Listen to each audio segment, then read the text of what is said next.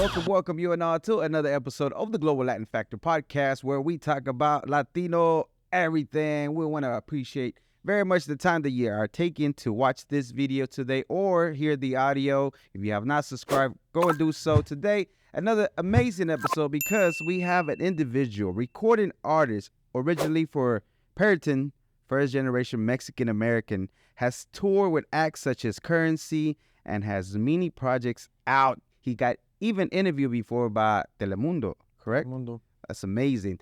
Tavo the Trill, aka Octavio, in the house. How you doing? I'm doing good, man. I appreciate you having me.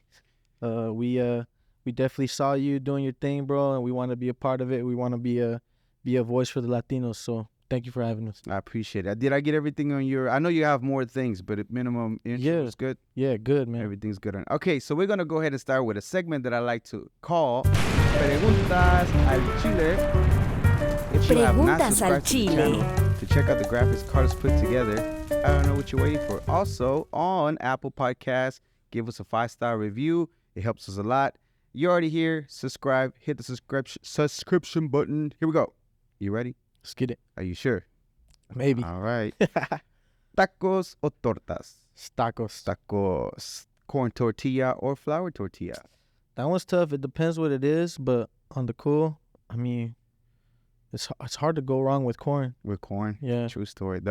So the white corn or the other type of corn? They got the yellowish looking. Yeah, I think white corn. White corn? Yeah. Gorditas or sopes? Oh, gorditas for sure. Gorditas. Yeah. Mexican coca or jarrito? Coca. Coca? Yeah. Yeah. Agua de horchata, jamaica or tamarindo? Probably horchata. Horchata? Yeah, I'm going with Good horchata. choice. Salsa verde, salsa roja. Do you like spice? Yeah, it's got to be spicy or I don't even want it. Yeah. But it depends on the dish, but I'm going to go ahead. I'm going to go with roja. Salsa roja? Yeah. Good. Yeah. Okay, menudo or pozole? If it's my sister-in-law, it's menudo. Otherwise, pozole. She makes some bomb menudo? Best. She's really the only one I really will. She knows how to make it? Yeah, like Really? I will avoid it if it's not hers. So Really? yeah, it's good. Must be really good. Okay, Valentina, Tapatio, Cholula, or Tabasco's hot sauce? I think Valentina, it's universal almost, you know? I know, right? You can put that on everything. Yeah. Charrones, palomitas, Yeah. name it. It was in it. Okay, the pastry breads, las conchitas, do you like the brown ones, the white ones, or the pink ones? Pink ones, man. I don't know what it is. It just may be they're más folclóricas, you know? Yeah.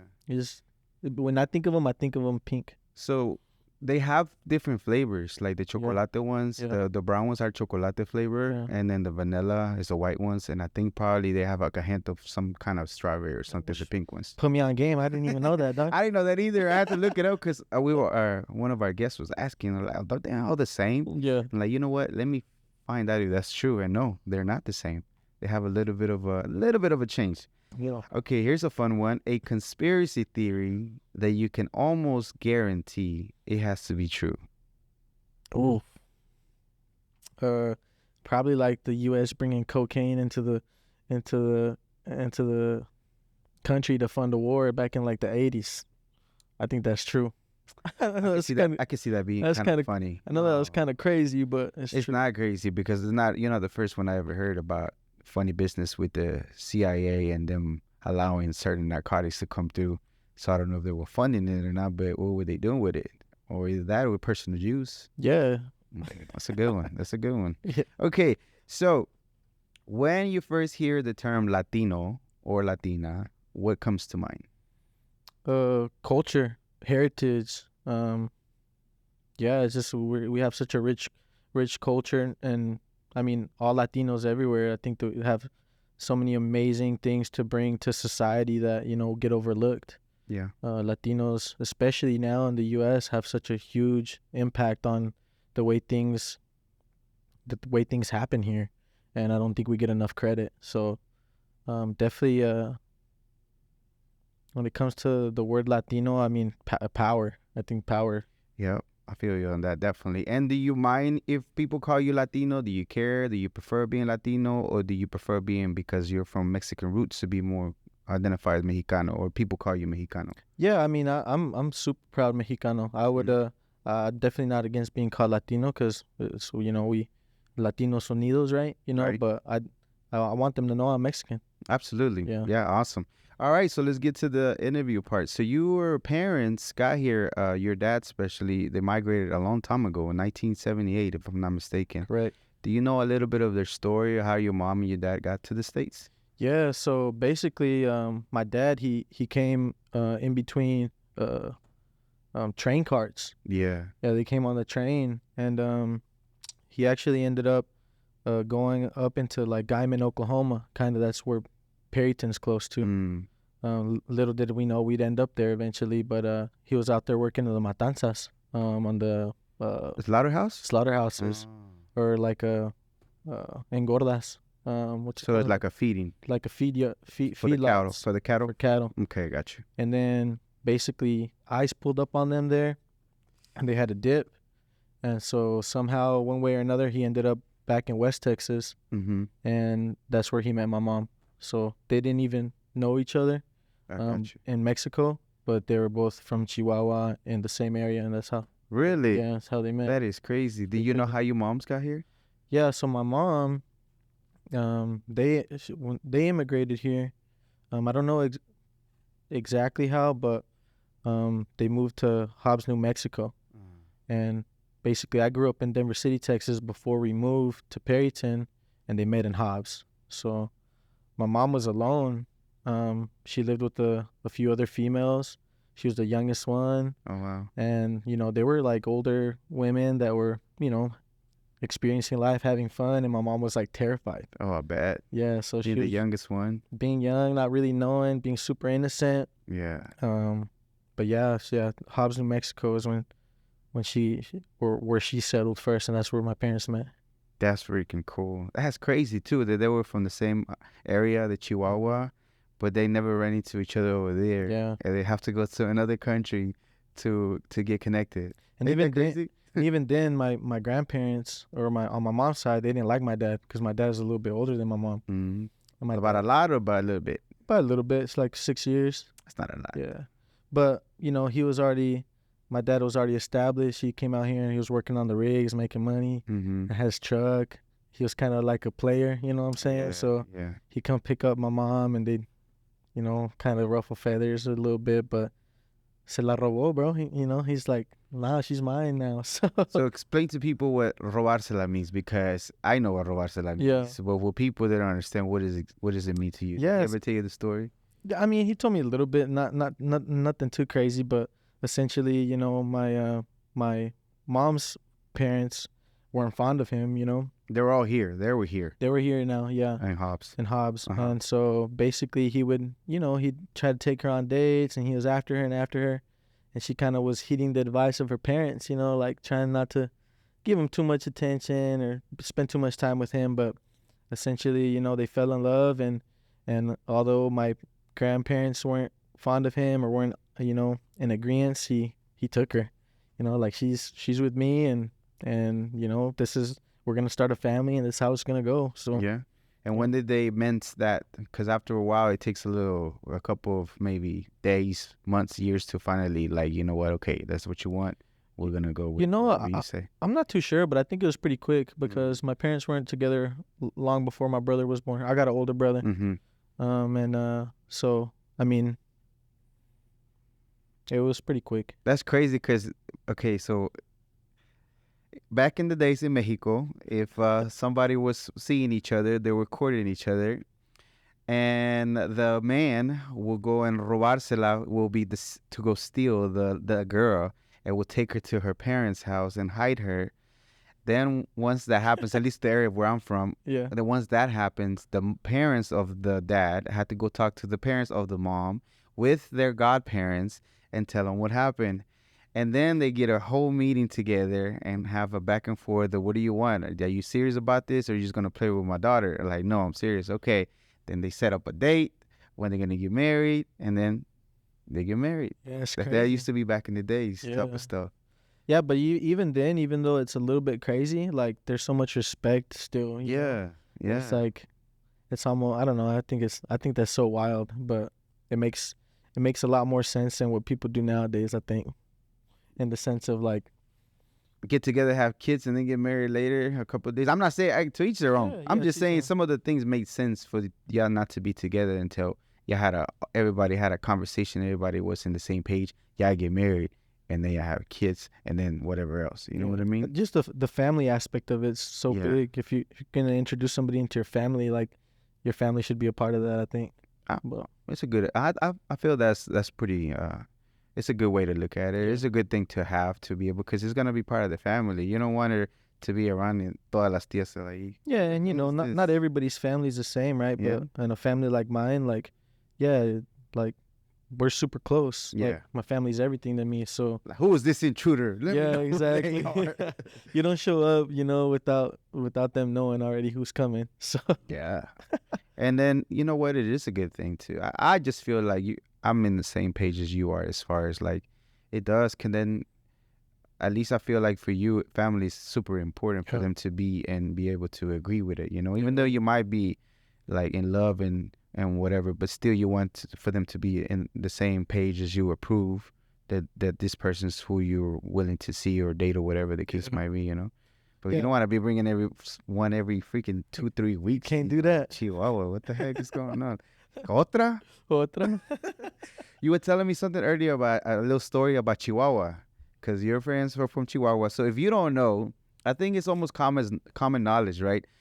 Of the whole entire state of Mexico, everybody knows that the people from Chihuahua have a certain way of talk. Like when they say leche, they don't say leche, they say leche or ocho.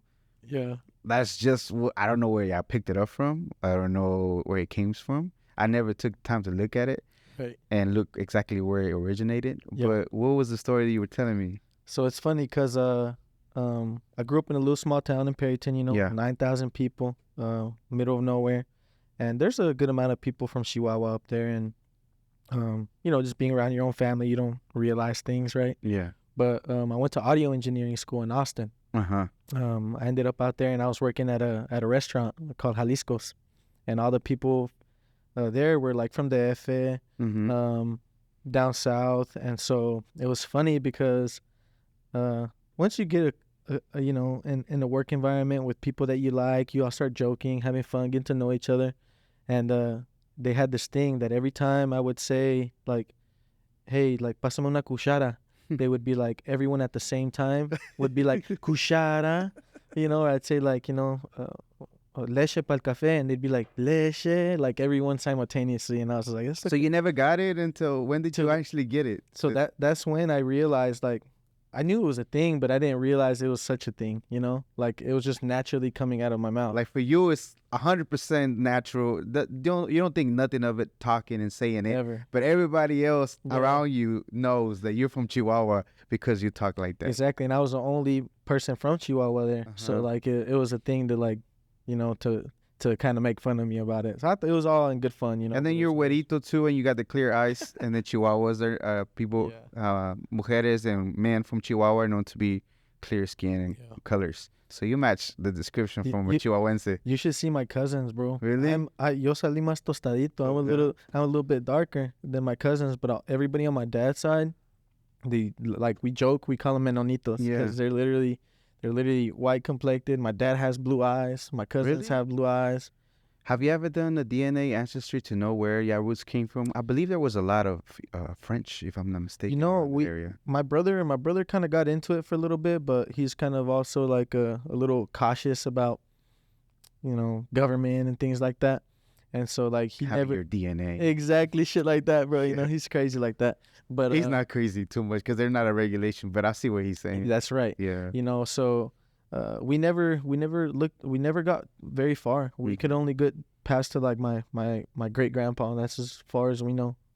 I've been wanting to, and I like the third time I say it, but I think I'm gonna go ahead and do an ancestry. But a lot of the times, for at least Native people or Latinos, Mexicans too, the database heritage. yeah. They use a lot of that database, and a lot of our people don't go and do that. Yeah, of course. So you might not get to get a full picture of where your people are from. And I think that's probably what it came down to. Yeah. I think it came down to there's really not a whole lot of information out there for us. And he's not mistaken because there is not a lot of regulation whenever you give him your DNA and who knows what they're gonna do with Yeah, it. it's kind of So, wild. there's people that have real concerns about what they're gonna have my DNA. What the hell are they gonna do with it? Like what if Yeah. like they clone me or some weird stuff? You know what I mean?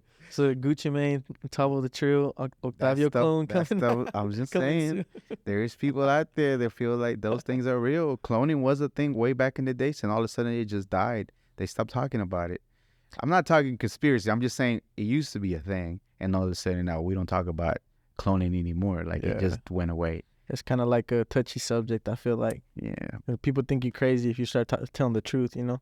I don't know. I just think it's funny that we used to talk about cloning and they just disappeared. Right. I'm like, yeah, right. Yeah, using it for something. Yeah, just not telling people.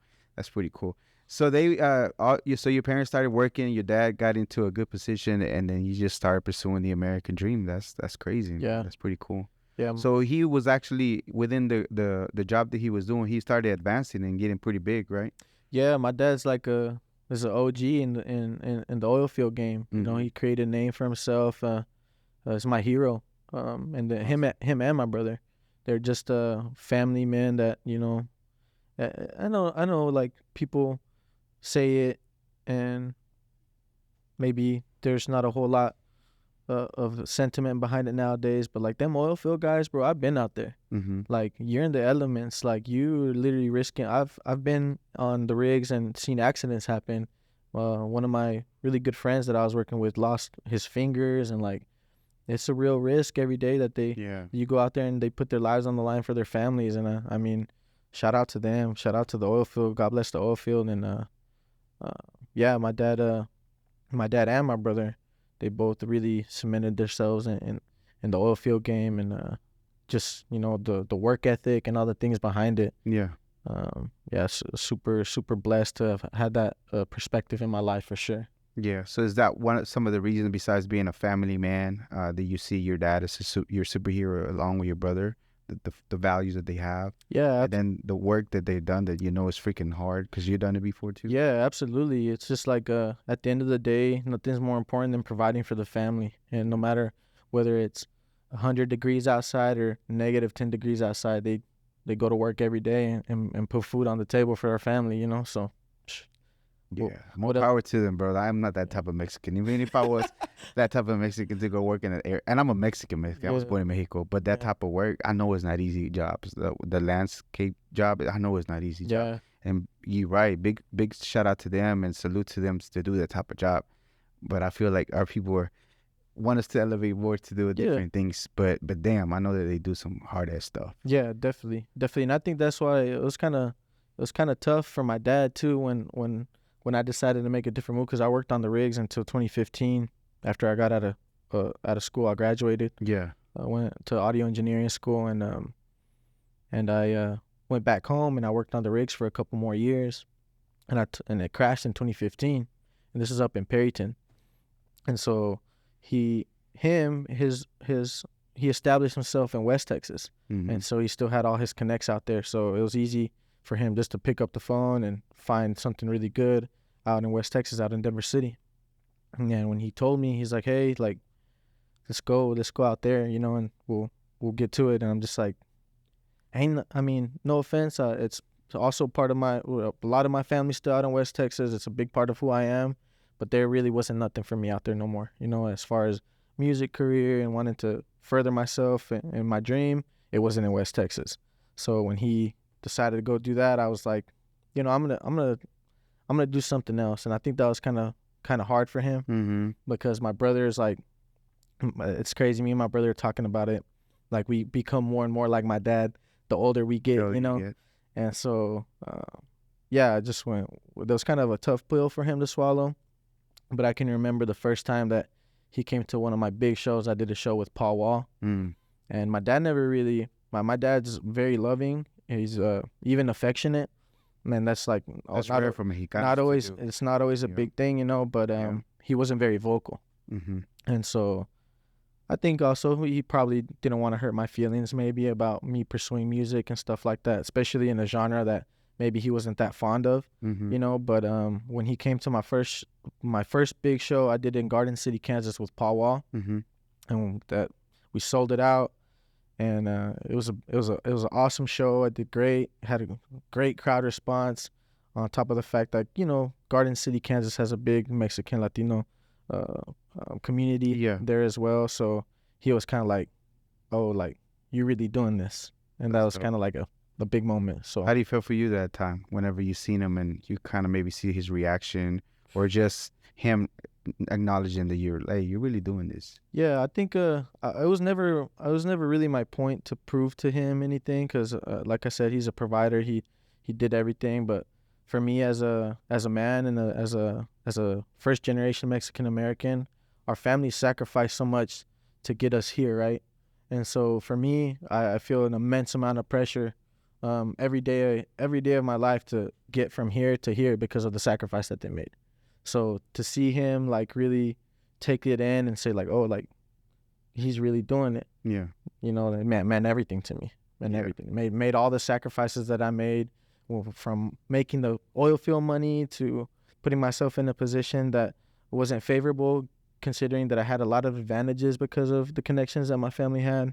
It just meant so much, bro. Yeah. And I can imagine being really, really hard just to tell him that you were not going to go that direction. Yeah. Knowing that it's going to be hard on him Oh yeah. because he's used to maybe seeing you go that direction and work on the oil field to all of a sudden. Like, whether you get the courage to just let him know, now, Pops, I'm going to go somewhere else. 'Cause I know there had to be some kind of struggle. Oh, definitely. But I think the beauty of it is my mom is my rock. She's my everything. She supported me 100%. Had never doubted me. Has always been behind me. And so having her support, even with my dad's little bit of pushback, I mean, so what else can you ask for? Yeah, and I wasn't saying it like you were going against or trying to prove him. I Oh, was yeah, just yeah, saying that we always want a little bit of a stamp of approval from them to course. be like, they don't understand what you're doing, Yeah. but seeing that you're doing, I'm like, okay, Yeah. Exactly. yeah, Yeah. Absolutely. that's pretty cool. Okay, so your name, Tavo the Trill, where did that come from? How did the name originated? Have you always gone with that name? Was there any other names before? That's when I got serious. When I really got serious, I established myself as Tavo the Trill, and the reason being is that I'm a big Texas music guy. Mm-hmm. I grew up really big on UGK, Houston music, Yeah, and so Trill, is a Houston thing. It's a Bun B and Pimp C, and it just meant so much to me, true and real. That's what I felt that I wanted to embody, and so being from Texas and even though it's more of a Houston thing, I think at the time when I adopted it, if you will, it was a Texas thing. yeah, And then it was really important for me to be and to represent Texas. And so yeah, came from UGK, growing up on UGK. and Tavo. And Tavo, well, my name's Octavio, Okay. but I don't. This is kind of funny story. I was an athlete in high school, Mm-hmm. and Whole scholarship and everything for yeah, track. yeah, I ran track in college, and Mhm. but one day a coach or somebody had just called me Tavo, and even though Tavo was more like a Gustavo, Mhm. it just stuck and it was easier, and my name got butchered all my life. So What do you get? Octavia, Octavia. Octavio. How do you think I feel? Christmas, crispy, all kinds of weird shit. Exactly, bro. So you know exactly where I'm coming from. Yeah. So so Tavo the Trill. I feel like I accomplished a lot with Tavo the Trill, but I also feel like maybe it's a little dated. I feel like the word trill is kind of became oversaturated, and Yeah. it doesn't have the meaning and the feel that it used to. So So you're working on rebranding now to your name, Octavio, yeah. and that's also not along with the music, but you're also branching into different type of sounds as well, right? Yeah, absolutely. So that's the thing. Like being a Mexican and growing up with all the music that we had Mhm. around us. So Mexican music is a huge part of my life. I still go to bailes. I still go to to concerts. Yeah.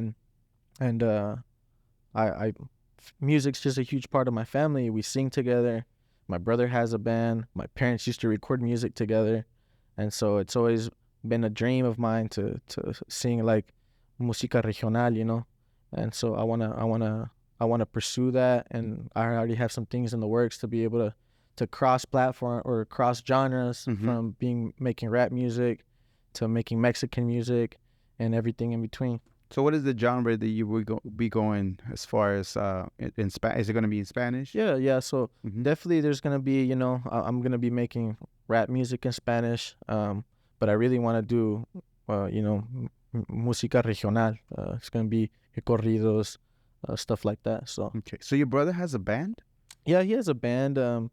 It's kind of like a smaller outfit, they do weddings, Yeah. quinceañeras, pedas, and he does it out of love, just the love of music. And there's a little money here and there, but it's just what he likes to do on his time off, and like a side hustle type, because they stay busy. I'm pretty sure he does stay busy. Well, he's a DJ too. Oh wow! And so he DJs parties and things like that. But I definitely know that for him it was just the music, being able to create music, and yeah, he was telling me there's nothing else like when your band is playing and you have everybody on the dance floor and they're rocking with you. I feel you on that. Beautiful feeling. So yeah, because I do MCing with a DJ too, and then when we have the floor full, it feels freaking feel cool. good, when they're bro. singing along too, and they do what you want, and they just like shake, forget about everything. They know that they're there to celebrate whatever, whether it'll be a wedding, a quinceañera, and they're just like having a great time. They connected to the music, connected to you. It's awesome. Freaking dope. So the where did you begin to start music? Because I know you started dabbing in high school.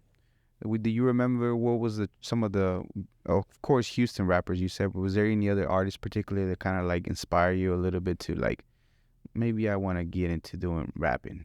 Yeah. So of course I hope I don't catch any backlash off of this, but being from Texas, I grew up huge on SPM. Yeah. I grew up huge on SPM, but really, Slim Thug was my favorite rapper growing up.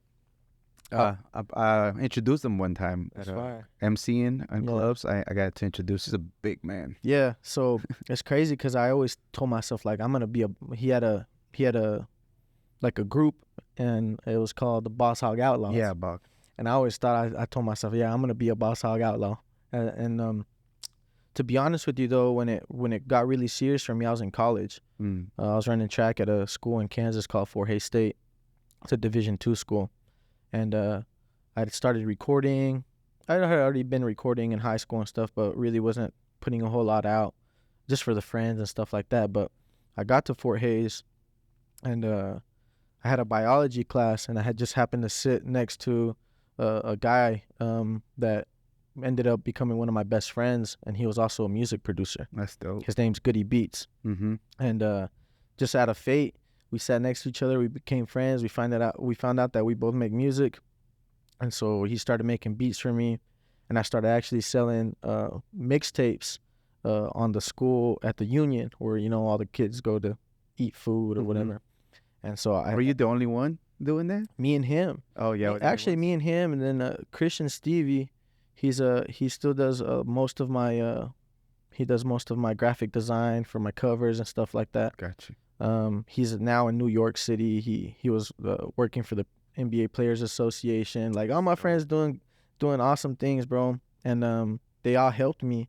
And what's really crazy about it is that's when I decided like I can do this, because I was selling them CDs, and the very first thing I did was I got a Chingo Bling feature. Oh yeah, you got a Chingo Bling feature. Yeah, I never put it out. Still? Yeah, never put it out, and I still haven't never put it out. I just it wasn't up to the caliber that I felt like that I would be able to put out and be proud of. Mm-hmm. And I've done that with a few bigger artists as well. So you got a few features on the vault, just waiting for the right time. And even then, I think they're just more for me, for my satisfaction, because like they may not even be artists now that are gonna make any impact as far as my music goes, but for me and what I grew up on and what I like, man, I made a song. Like I actually have a song in the vault right now with Lord Infamous. Mm-hmm. He's 3-6 Mafia. He's a huge part of my influence in music. I made a song with him but he passed away, and I don't have his blessings to release that, and I don't feel like it's right for me to put it out. Like, I don't even know who to get in contact with now to be able to make that right. Yeah. I got a song that I will put out with ESG. He's original SUC Houston, legend, and I will be putting that out. So, but for you, mostly it's like these people were the ones that I was looking up when I was coming up, and now I got a song with them. Exactly, and it's not even about what anybody else hears or thinks. I got to work with the artist that I looked up to, you know. And so Chingo Bling was somebody that you wanted to at that time whenever you got enough funds and got that. Yeah, man, Chingo was popping at the time. I can't say that I agree a whole lot with the things that he got going on right there, Chingo, but it's still love. It's still love, and then it's very strange to when you came to put us all, and then you go a little wild. Get off Fox News. Hey, bro, I won't say too much more about that, but I know for a fact that at that time, Chingo was embodying what a Mexican was, and bringing it to light on a huge scale, right? Like when Houston was popping, he was doing it, and I got to work with him, and he actually, even though I don't see eye to eye with him now, which he probably doesn't care, it doesn't even matter, but he made a big impact in my life, and I'm thankful for that, because he made me believe in myself that I was running track in college and recording out of a dorm room on a USB mic, and I got a Chingo Bling feature. Like that made me believe. Hell yeah, that's true. I'm not gonna get too much into it either, but it's freaking weird that you're the guy that all of us are at one time are singing his song, and then again, to each their own, however you want to, but it is real contradicting to who the guy you're supporting that doesn't want your people here. There's a way to move and the way to express that, and I don't think he's maybe doing it the right way. Yeah, I think he has a podcast now too. Really? So I don't know. But more luck to him, bro. I mean, again, it's his world, and but you got a feature with him, so that's pretty dope. So if you decide to put it out, probably that'll be dope. None no más. But okay, so after you got that Chingo Bling, you knew you could make it. You had a very small setup, simple setup, but you still were able to get that feature. Made you believe, and you started like working more. And then finally you graduated from sound school, and then you started build your own studio. Yeah, so that was another struggle too with my dad. I was on a full ride scholarship. I wouldn't have gone to college if it wasn't for just being blessed enough to go out there and run, and the school believing in me as well. And so you fast. I was fast, bro. You fast. I was fast. I was good enough to like.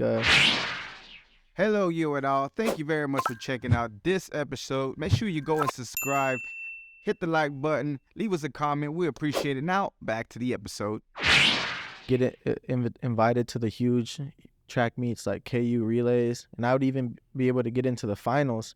But once I got into the finals, it was nothing but Division I guys that were like 6 something and like just truly gifted.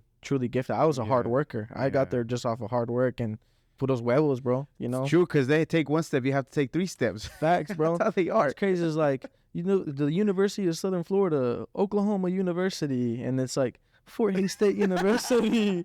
I feel you in that. Yeah, bro. So I mean, it's so I ran for 2 years. I got my associates, and I told my dad, like, I actually ran and hit a national qualifying time to go to nationals. But what were you running? I was running the 400 and the 800. And what was the time? So my fastest time on the 800 was 154. So I was able to hit a national qualifying time, but the list of people that hit national qualifying times was more than me being able to get in. Damn.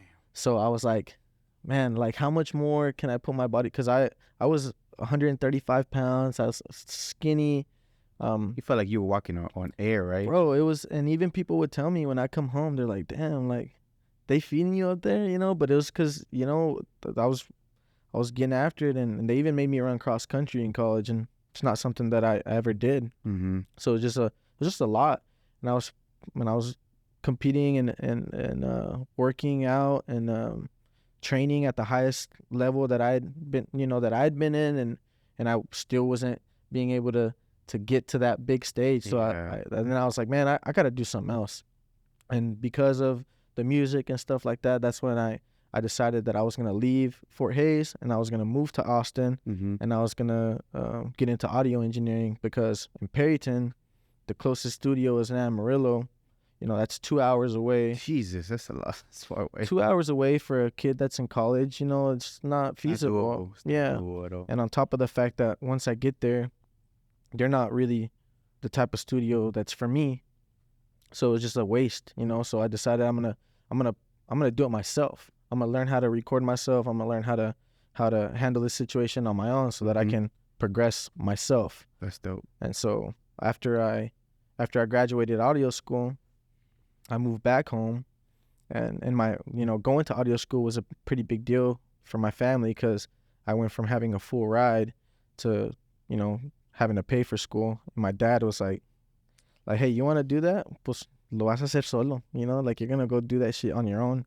And no, they did support me and they helped me. I definitely am super thankful. But you know, era una chinga, bro. You know, at the end of the day, I had some moral support. I had, you know, my mom's love and you know, the rah behind it. But you know, I struggled a lot when I went to audio school, because I was on my own in a city where I didn't know anybody, and I've done that a couple times, right? Yeah. Were you into the music scene over there? Because Austin's music scene is it's doing their thing. Yeah. So the way that ended up happening actually is one of my really good friends. His name is Brian Boucher. He went to audio engineering school too, and we went to the school that they place you in like a, what's the word, an apprenticeship. Yeah. So instead of like sitting in the classroom learning from a professor that probably isn't even involved in the industry at all, just knows how to read the book. Do it. Yeah, they pair you with the professional that actually does that for a living. That's dope. So I was in the studio with Andy Sharp, who he used to record the Freestyle Kings. He was also doing like a dialogue for like Star Wars things. Wow. And so it was I got to experience true professional studio, like a guy that makes a living doing that. And so that's you know, it's a whole lot different than just sitting in the classroom. Yeah, I can imagine. Yeah. So did you feel like that was the best way for you to learn, instead of just being in a classroom, as far as experiencing that and really seeing how it really is done, instead of just thinking about it, reading the book? Yeah, of course. And I think the other thing about it is, like you said, you know, Austin at the time, for sure, I know for sure, was the music capital of the world. So, or not of maybe of the world, but of the U.S. At least in Texas. Yeah.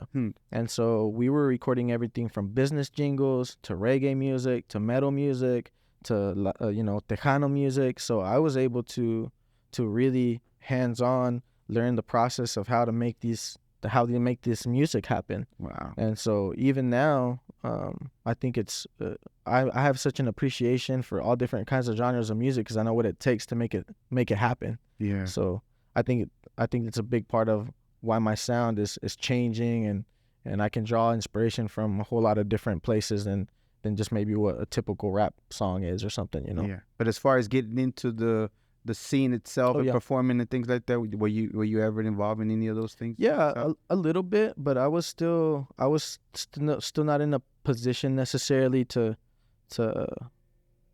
really elevate myself. But you know, it's I did the whole South by Southwest while I was out there. Nice. and made connections, and that's actually how I ended up. One of the main reasons why I ended up in Fort Worth. I met a guy.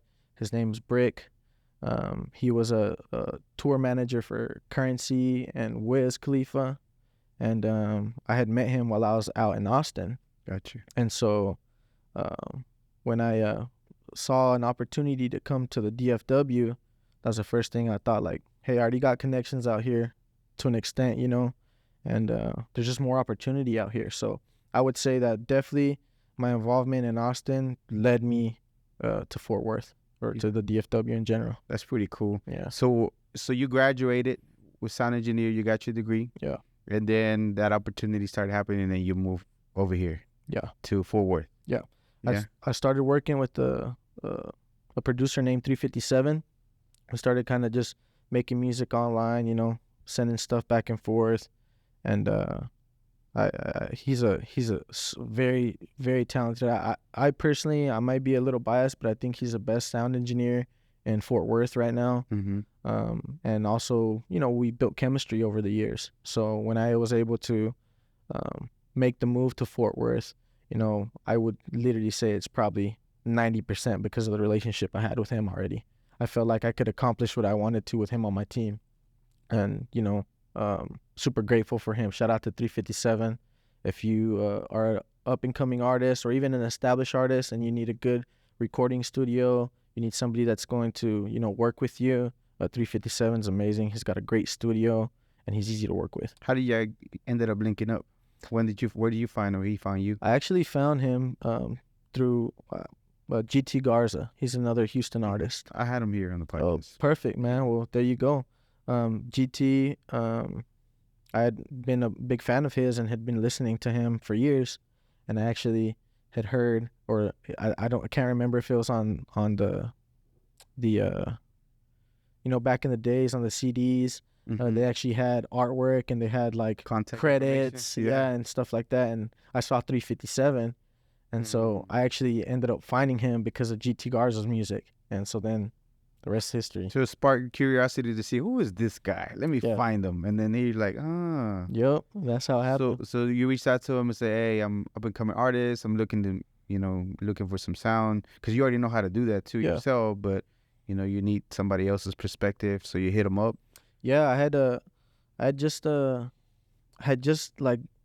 got a feature from Project Pat. Also a huge influence of mine. 3-6. Yeah, 3-6, man. Huge influence. Some sizzle. Yeah, exactly. Speaking of that song. Yeah. I remember jamming those songs back when I was in school. All that. So I think that was a pivotal moment for me because I could say, hey, I'm a guy that has a song with Project Pat. Yeah. And so at that point, reaching out to 357, he maybe saw, maybe a more credibility than just any old person hitting him up. So yeah, I reached out to him, and we just started collaborating more and more and more, and eventually now that's the only place I record. Yeah.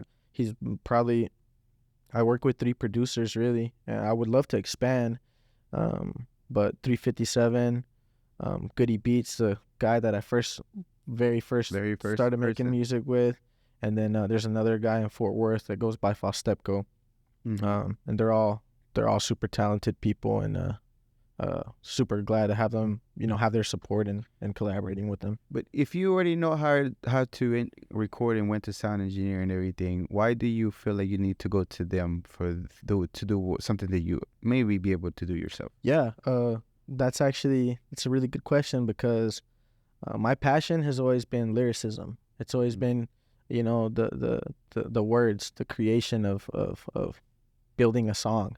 It's like a story, right?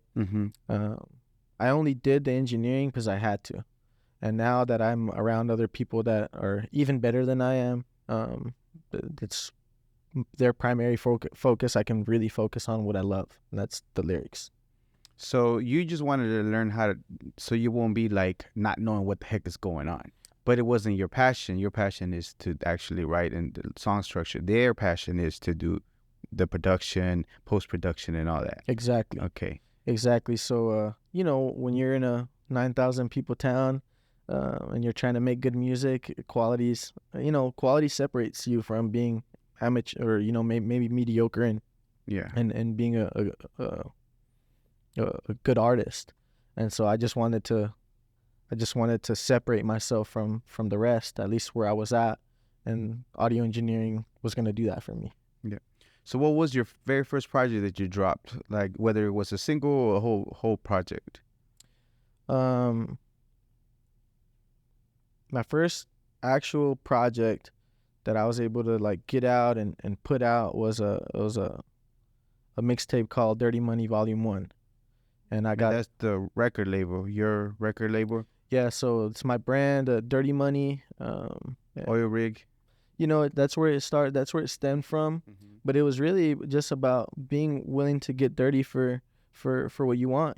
Get down and dirty. It doesn't matter if you're flipping burgers. It doesn't matter if you're doing construction. Like, you got to do what you got to do. And even if it's not getting dirty, I mean, you got to roll your sleeves up to get shit done. You know, that's what Dirty Money is about. I got you. And then you released the first project with that Dirty Money Volume 1. And it consists of one song or mini songs? It has a few songs. That's a project that I was able to get GT Gars on because of 357. And also I had the Project Pat feature on there. So, also? Yeah. So you started off strong. Came out the your gates. first one. Came out the gates. So that was the whole concept, you know. And honestly, that's what I feel like I'm trying to do now with the rebrand. Like everything that I've learned and that I was able to accomplish with Tavo the Trill, now, you know, being Octavio, and really just embodying myself. I don't want to be seen as a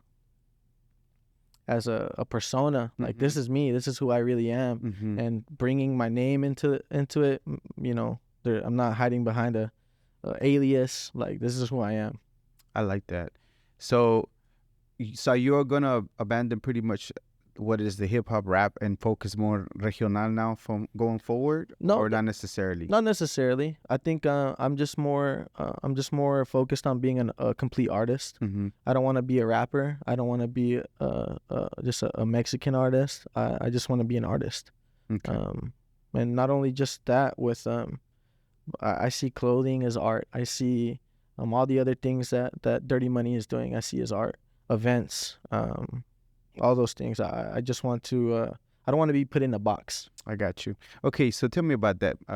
Let me ask this first, and then I'll ask that again, or touch up on that. So what is your process whenever you're getting ready to create a song? How often do you go to the studio? Do you write something down? Do you pick a beat? Do you go to your producer first and then just listen to it and then start writing to it? What is your process for you? So personally, my process, I think this is important too, because I think there's true talent to people that can write music without having a beat. Personally, I need to have a beat. I need to have inspiration. I need to see where the song's going, and I build a song based off of how the beat makes me feel. That's, I think, the easy way maybe, but 357 has been really challenging me. He's really been pushing me to new levels, making me make stuff on the spot, come up with concepts beforehand, and then build around that. Build around it. Yeah. So I mean, I think really it just depends on what space I'm in as far as where I'm at as far as the inspiration of a song goes. But you know, if I have a concept, then we build on it. But if not, then I need the beat. I need the music to inspire me. So I got you. Okay, my other question was this. There was an interview you did with Telemundo, and that was one of your bigger moments. Yeah, you told me the story behind connections and things like that, and crazy how small the world is, and you got to be featured on Telemundo. Yeah. Two-part episodes, and y'all can check it out. He's on the link tree. But one of those parts, and also part of, I believe it's one of the articles I read, is that you were a Mexicano. You were not maybe too much in touch. You knew you were Mexicano, but you wanted just to be a rapper and not be labeled as like you said earlier, a Mexican rapper or, you know, a Latino rapper or anything. You just want to be like an artist, like known for doing music, not because of that. And then during that time, you also kind of sort of realize that your people, your roots and everything are magnificent, right? Yeah, they're freaking amazing, and you shouldn't shy away from those things. What exactly happened at that time that made you realize, first, not to be put in the box, and second, how much more you can embrace your culture and put it into the music? Yeah, I think because I was so focused on wanting to be a rapper, you know, that and I guess it also had to come with the times. You know, you had like the SPMs, you had like the Juan Gottis. I didn't want to be, you know, and those guys are like, you know, they're the guys that kick the door in for us, right? But I just wanted to be able to express myself and not, you know, maybe not somebody else on the outside see me and just say, oh, he's a Mexican rapper. I wanted that respect as an artist, right? But when the Telemundo thing happened, it's because I had made a song called Plata o Plomo, and it was and I had been making, you know, Spanish songs and stuff like that in the past, but that one really got traction, and I kind of sat back and, you know, I got on Telemundo, and I just started to think to myself, like, man, I had been taking this this blessing. I was just lucky and lucky enough to be born a Mexican, that I have a whole demographic that I wouldn't have otherwise, you know. Mm-hmm. So I think on top of the fact that the success that I had with it,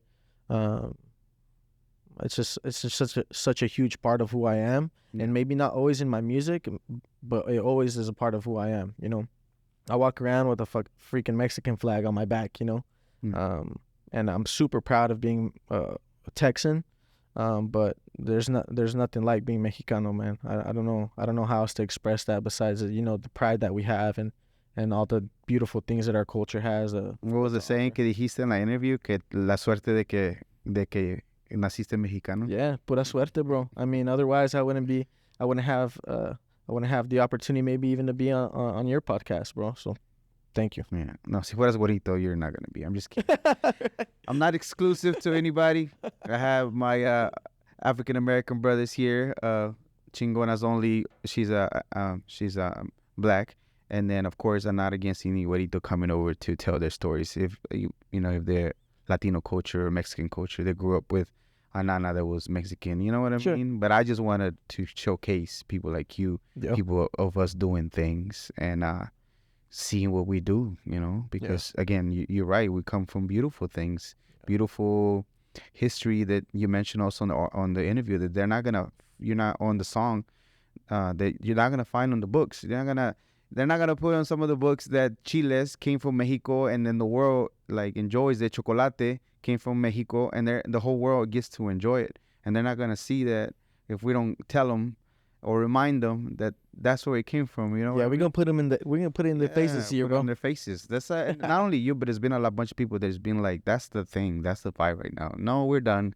We've been nice. We done show you what we did. Yeah, I just don't want to give us the credit that we have done whatever. Now you know what? That's fine. Do what y'all do, but we're gonna do what we do, and we have the capability, we have the imagination, we have the troubleshooting, and the skills to be able to surpass that and keep moving it forward instead of like, give us something. Like, no, we're just gonna take what's ours. Yeah, we put in the work. Now it's time to get the credit for it. Yeah. I think right now, especially in the hip hop space, and maybe not even just hip hop, in general in the music space, guys like Peso Pluma are taking guys like Bad Bunny off the top chart. But I think right now is just a beautiful time for Mexicans in general in the music industry, where we're here and we're not just here anymore. But we're here to stay. And I definitely want to take advantage of where music is at, especially for Mexicans right now. Yeah. So that's true. We're gonna go get it. That's dope that you're transitioning and you're not you're gonna be Octavio, and again, not a persona, but the person who you are, and be able to get more art in different areas, not only hip hop but whatever else you decide to. Yeah. But you do have a new song that you just started to push that's coming out soon. Tell me about that song. How did that come to be? Remind me the name. I got a song coming out on April 20th called Two Seater. It's gonna be my first release as Octavio. It's produced by 357. I have a videographer that goes by Grindstein. That he's gonna be we're working on the video right now, and it's kind of just I want to say I'm taking on a more industry ready sound. I want to be. I don't want to just make Texas music anymore. I want to expand my sound. I think this song really is gonna do that for me. What kind of sounds are we expecting to have, and when would the video be ready? The song is gonna drop on April 20th, and then I hope that within the previous month we're gonna roll out the video as well. Okay. So if we get that before the episode comes out, we're more than happy to clip. We're definitely gonna clip a little bit of the sound of the song. And of course, the video, if it's available, we'll put it in there. So the sound itself, what would you say it would be? What kind of sound are we expecting to hear? You said not Texas, but what would you kind of sort of align it with? Yeah, Atlanta, or just something different that you created? It's definitely on some trap sounds. It's definitely more trapped out. But in general, we're definitely gonna add more Latin influence into all my music right now. I don't want to say like it's just more melodic. There's more musical elements to it than just rapping. So I'm excited about that. So anybody that listening to the song for the first time, what can they hear to be like, oh, there's the Mexicano influence a little bit? I think so. Yeah, they're gonna hear it, and they're not gonna realize right away that I'm a Mexicano, but then it's just gonna hit you, and you're like, oh shit, like, he sounds a certain type of way, but he's still expressing, that he's a Latino, that he's a Mexican, and doing it in a way that I don't think there's very many people that can do it the way that I'm doing it. Are you talking about switching the language or? Definitely, I think all of it, from the sounds that are coming, and the music itself, the beats, some of the we're pulling samples from like old school, like Colombian cumbias, like we're just really wanting to target and focus on the Latin culture, because I think it's such a huge opportunity that I'd missed out on in the past. And also it's funner that way too. Like it's just so much more fun to make music that means more to you because it's coming from where you're coming from. Yeah, that makes sense. Touching back a little bit on the previous conversation that we had, was there a particular event that happened to you that said like, I really need to embrace my culture more? Was there somebody that you heard that maybe got into you saying, we do come from amazing people, like why should I be, because you said earlier you missed on those opportunities, but was there a particular conversation, particular event, particular thought that made you want to think like, you know what, damn, it sucks that I haven't been embracing this so much that I should have? Yeah, I think it was the Telemundo stuff. Yeah just that event itself. That event made me realize that like I'd been making music already for years, and I never had an opportunity come around like that until I started expressing, being a Mexicano. So that was huge. Yeah, the video Plata Plomo, there was a lot of Mexican, the jersey and different things like that. They're switching it in Spanish and then in English. Selena mural, shout out to Juan Velasquez. Yeah, he's an amazing Mexican artist from Fort Worth that's been putting on for the DFW. Yeah, he was nice enough to let me use his mural and even do a cameo for the video. Was he the one in the bar? He was the one that was with me next to the car and the Selena mural. I got It's a very short clip. Yeah. But you need to check him out if you don't know him already. He is just, this guy is going on interviews with every major. He needs to be here. Yeah, man. I'm gonna tell him. I'm gonna tell him, bro. I'm gonna link y'all, bro. He's amazing, and it's funny because I see him out and about, and people don't even realize like they're standing next to greatness around him, bro. Like, 'cause he's so humble and he's such a good guy. Yeah. He doesn't portray himself like anything other than a humble person, and I super respect him for that because he came down. I'm gonna say this, Juan, you came down to my level to help support me, and I'm always gonna be an advocate for him because he's just absolutely incredible. That's dope. That's badass. That's awesome. Yeah, if you can tap me in, I'll be more than happy to talk to him. Sure. It'll be amazing. That's so what other project are you working with Octavio, the name, as far as the Música Regional? Is there something in the pipeline that you're getting ready to release here soon? Have you already done it? Are you planning how you're going to release it? No, I'll be honest with you. I have probably like 20 songs locked and loaded that are more so on the hip hop side. I'm still working on getting putting the pieces together for the regional music to be exactly what I want. I have some friends from Fort Worth that I'm hoping to collaborate with. We've talked about it. There's a banda out there that's called Vuelo Privado. And the homie, he's we've talked about collaborating because I think for me, when I get into that space, I want to get into that space with somebody that's already reputable. That way, because if I do it myself, great, right? But I want to be able to expand on a bigger, like maybe having their fan base see who I am is gonna give me more credibility than just coming out by myself. Not to mention introducing to your sound, your bass, your fan base to them too, because Exactly. you have your own people. Yeah, it's a great collaboration, you know, and they're signed to Diferente Music. I don't know if you've heard of Porte Diferente, but they're part of the same label, and I think even Porte now is signed to Rancho Humilde, which is, you know, probably like the biggest label for regional music in the U.S. Yeah, they are. They're huge. Yeah, they are definitely big. So your sound, you're thinking more of a mixing a little bit of like como el Niño de Oro type of sound, rapping it still, but with a nice, not regional sound, nice corrido sound type. Yeah, I think you know, I'm like super old school when it comes to So you want to sing it? yeah, I'm gonna sing, bro. Cool. I'm gonna sing. Yeah. Cool. That's what's up. But you know, I think there's so much that we can do. I think especially now in the space that regional music is in right now, especially with these new young guys coming up, they're creating new sounds, and I think that I could definitely take advantage of where that is and the type of music that I make right now. So Yeah, that'll be dope. Can't wait for you to start releasing some of those, and yeah, hear the sounds or how's it gonna come out or singing. yeah. And I mean, you definitely got the writing skills because you say your parents were used to compose music. Yeah. Did they compose for bigger artists or they just compose for themselves, or how did that go? Yeah, actually, believe it or not, there's a band that got really, really big that was from Booker, Texas, which is like, you know, maybe like 15 minutes down the road from Perryton. They were called Innovación. And anyways, my mom had ended up writing a song, and I won't get too much into it. She maybe didn't get the credit that she should have. Oh, I got you. One of them businesses. But, you know, she knows it's her song. My mom did that shit, you know, so that's...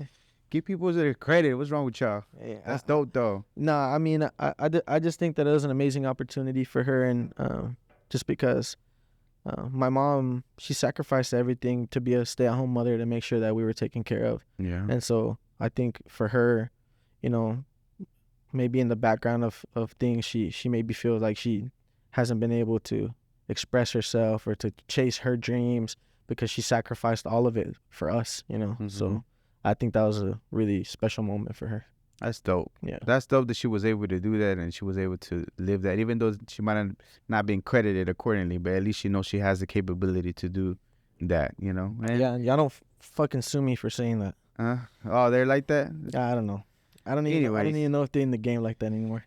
But give people this credit. I mean, come on. That's what I'm saying. I know you're a big supporter of supporting each other. Yeah. With the right intentions, you know, like supporting as much as you can.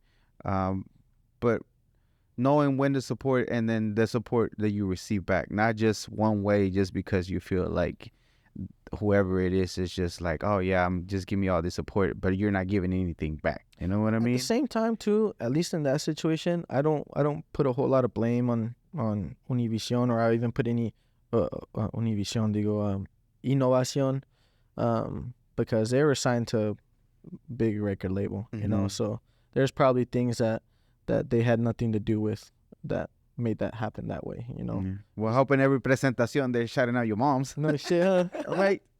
Can't put her on the record and give her credit, right? Because maybe she don't have everything registered, but hey, shout out to la señora. Yeah. You know what I mean? So, but that's kind of funny talking about that because we were just talking about that before, about getting yourself right as an artist to be able to not get exploited. You know, you gotta have your shit right.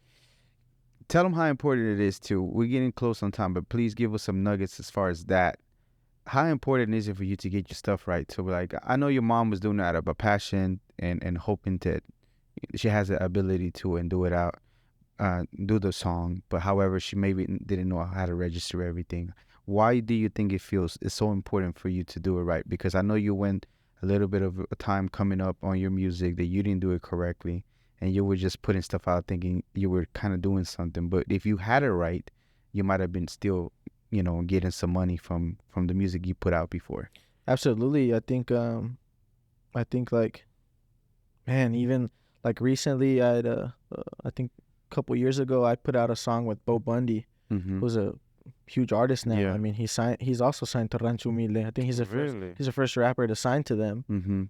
He's blown up, you know, and I'm getting some monetization off of that, but I didn't have my publishing right. I had that song with Project Pat. I had songs with GT Garza that I had my publishing right.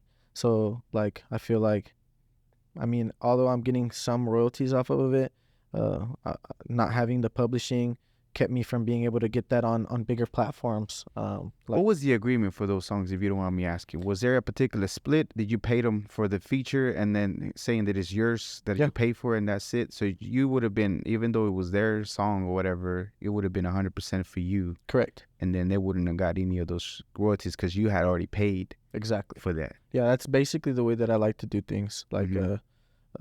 don't get me wrong, I have friends that I collaborate with that we split songs. Like, I got on my new project coming up, I got features from Eric Evans, I got features from Dank817, I got features from a few other artists, but you know, we do splits on those. But when I was working with these bigger artists, as far as the business side of things, you know, I'm gonna pay you for your services, and then I'm gonna put it out, and then I'm gonna get the residual effects from it. So Because I already pay you exactly, for that. You're not getting that, even though I understand that part. You yeah, can claim it on your publishing part, but for me, I pay you for this. yeah. Your part of it has already been taken care of. So the rest of the work that I put into it is gonna be for me. Yeah. So See, that's why it's so important to get it right. And again, it sucks that it happened to you, mom, but that is a lesson to learn for an up and coming artist. Make sure everything's on YouTube. yeah, Everything's on YouTube to know exactly what is it, what do you have to have to make sure that you get the most out of it. yeah. Because you could have gotten some of those and they slipped, and it might have been a couple hundred, but a couple hundred is a couple hundred if you're just Hey, coming man. up. Yeah, you definitely that. I think the biggest thing for me too in my entire career has been capital has been the only thing that has held me back. Yeah, So it costs money. costs money. Money to make music, to do the artwork. It's great that you have a team. They're willing to help you out and keep pushing, but videos cost money. Everything else, even putting up a song, costs some money. It ain't cheap to make music, man. It's not. It Yeah. is not. And it's cool to have a great heart to do so, but just if you're not able to, I said it many times over, if you don't have the funds immediately, at least be creative enough to be able to come up with some way to be able to get those few projects out correctly, and then minimum have them done correctly so you get the most out of the money that you have Yeah. invested into whatever project you're doing. Because don't get me wrong, it feels great to put out a song and have it played on the radio, Yeah. but are those spins getting registered for you to get a little bit of something, you know? Take those little steps that it's all on YouTube that you can look into to make sure that you get yours. Yeah, definitely. I think as any new up and coming artists out there that are really interested, get your publishing right. Do like you said, look it up on YouTube, figure out how to get right, because all it does is take one song. You can have that one song that really takes off, and if you don't have it right, somebody else is going to exploit you for it, you know, and Yeah. they're going to take advantage of that situation, and you're going to end up on the shit end of the stick because of it. So Sucks because you're gonna be the one saying, "Oh, that was my song." Well, yeah, not on paper. It's not. What are you talking about? exactly. It's not your song.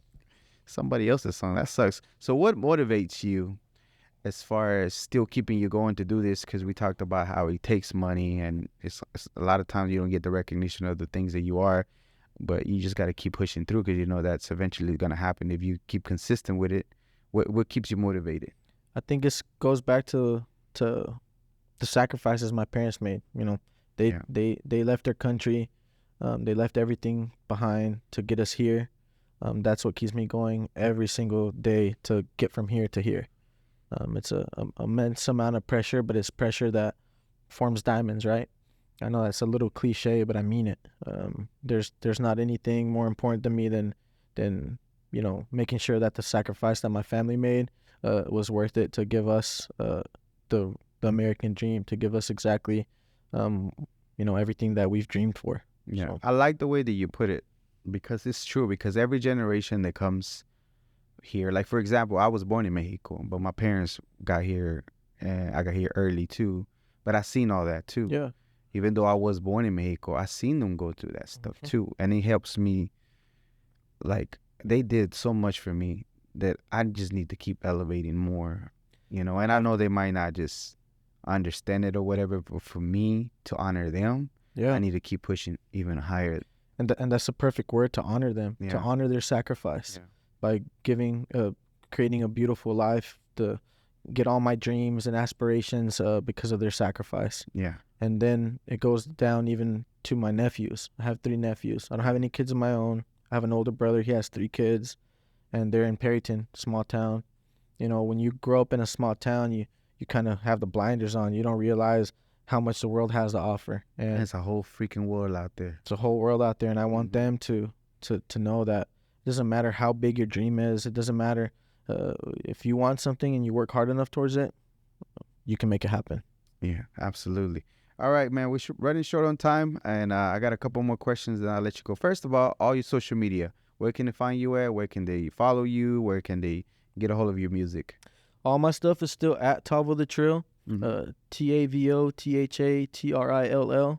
I'm having a really hard time with rebranding on that kind of stuff Yeah. because we already have a decent audience that I don't want to lose or have to rebuild. But as of now, everything's at Tavo the Trill. That's dope. Okay, and then the projects you have, once again, remind me. So right now, my most recent project is called Bienvenido a Texas. Mm-hmm. That's out on all streaming platforms. And then my new single coming out on April 20th is 2-seater produced by 357. Okay, this episode probably gonna premiere after. However, if we get the video, if you've already completed it, then we'll put a little bit on it. But minimum the sound, we'll clip the sound in for it. And okay, shout outs. Any shout outs that you have? Any people that you want to shout out? Man, shout out to you, bro. I really, really appreciate you taking the time. I know time is valuable, and it means a lot to me for you to have me here. I want to give a shout out to Gianna and Wavy Digital for making this happen as well. She's been helping me out a lot. So if you need any type of marketing, she's amazing. Very professional, by the way. Let me throw it in there. I'll tell you right now, man. I think it means it's very important to have representation, because if you're trying to do all these things at once, it's difficult, you know. So you needed somebody in marketing like Wavy Digital. Yeah, absolutely.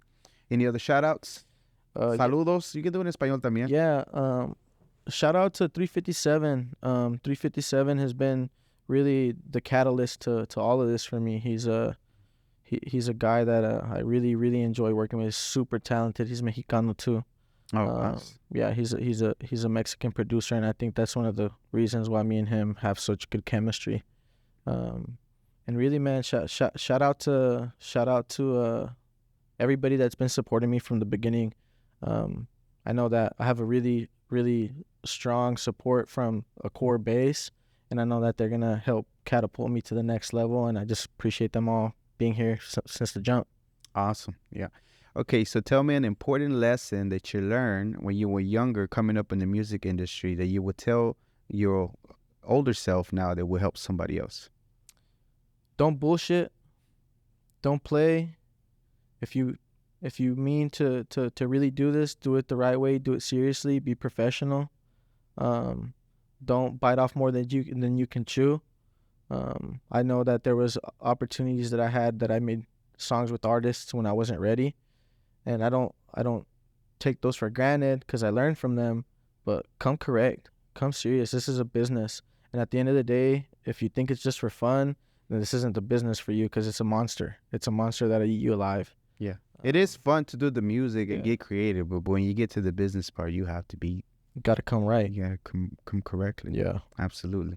This was one of those serious questions, and then I like it, and I think it's more of a reflection type, especially for me too. Also, when I'm talking to you, and the artist. So usually when I wake up, I have a saying that I say, I'm not immortal, I am mortal, and I will die one day. And that's just not to scare me that I'm going to go now, but makes me realize that I need to hurry up and do things because I'm not here forever, right? Yeah. With that, after everything, I wish you a long, prosperous life. However, at the end of your life, what do you hope people to think about your life? Hope I inspire people to chase their dreams. That's always been my biggest thing, is coming from a small town with little opportunity. When people see me, I hope they think, man, that guy, he chased his dream, and no matter what wasn't the obstacles that he had to go through, he kept going, and he kept going, and he kept going. Because I think it's most people give up right before they break through. you know. Yep. Most people it's the people that are consistent and keep going and keep going and keep going that make it. And I'm not gonna stop till I do. It makes me think of that meme of the guy digging for diamonds. Yeah. And right before, Right, one more goes time before he up. gets to the diamond, he walks away. And Mhm. the other one just keeps going until he gets. That's how it goes, at least in my opinion. It's true. You know. Because you feel like, I don't know if it's a test in life that see if you're ready for it, and again throws all kinds of stuff at you, and you're like throw in the towel, like, nah, forget it. Yeah, That's the times you need to keep push just a little bit more. I'm big on timing. I think God's time is the only time, you know. Yeah. And so we may have a plan, but God's plan is the only plan. And as long as you stay righteous and you stay on the path that you know that He puts you on, and you stay consistent, it's gonna happen. It's gonna happen when the time is right. Absolutely. Thank you for being here. With coming from a little town, like knowing that your parents migrated here, to make and pursue the American dream that all of us are sold on, and then providing for you, and then you yourself coming from the little town, and working on your being an athlete, and not only that, but knowing how much your parents put an effort to get you to where you're at, and wanting to push it even further, and knowing that your music most likely is all over the place, all over the world. To me, I feel like it's definitely something that needs to be highlighted and shown, and just the way you carry yourself as far as like wanting to keep pushing people correctly with it. You definitely are a global Latin factor. So Octavio, you are a global Latin factor. Thank you very much for being here. Appreciate it. Thank you so much for having me. This was another episode of the Global Latin Factor podcast. Remember, we're just people. We are humans just like you. And we are here, and we are the spice in this melting pot that is the world. Till next time. You are still here. Thank you. Thank you very much for checking out another episode of the Global Latin Factor podcast. Make sure you subscribe, hit the bell. Every subscription, every like, every comment helps us a lot, and you are really appreciated for that. Thank you. You are bringing awareness to more Latino content, more Latino people that are doing and fulfilling their dreams, and for that we appreciate you. Thank you very much. What is del Avigo? Walks like a pedo, but in fact is a flamingo. Coming to Havana, Henry from Puerto Rico. On a pirate ship, he don't know where do we go. The birds of the jungle chasing fortune and fame, but Juan is flamingo is not walking the same. Balaje de la flauta and banana.